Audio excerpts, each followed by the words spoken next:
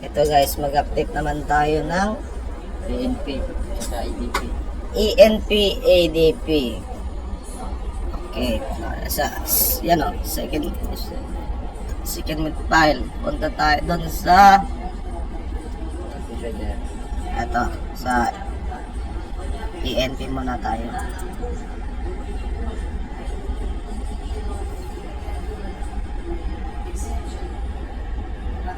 Weekly yan guys, sus.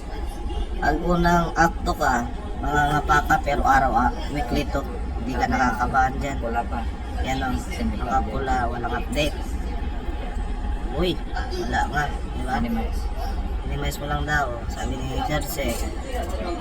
Tapos punta ka sa tools. Tapos dito. Ito. Yan. Tapos i-next mo lang guys. Next. Dito ko yan. Next. Ito, may internet na eh. Pag yung backup, email siya. Ito, may internet kasi itong yung computer na gabitan dito ka nag-update, matic internet. So, sa next video, paano mag-update ng ENP sa backup. Kailangan niya ng backup, hinahanap yan ng mga sarina, sa mga authority, third party. So, yan. Next. Tapos, request.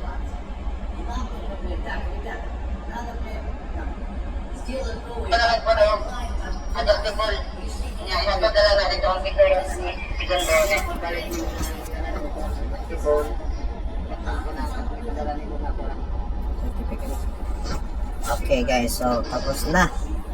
Punta ka muna dito sa certificate kasi i-print mo yan.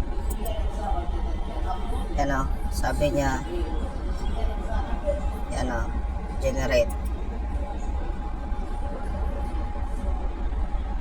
Yun. So, i-print na natin. Yan. Print na yan guys. Yan o. Yan naman for filing at posting. Para in case may mga authority na first state control, AMSA, kahit ano dyan, kita yan sa grids. Updated yung EN. Yan.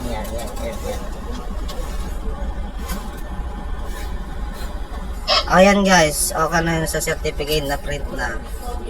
I-view natin para makita nyo. Yun. Yan yung mga updated na 31/01/2027. Yun. 35, week 35 na tayo. Yan. Updated. Check nila. Okay, finish. Yun.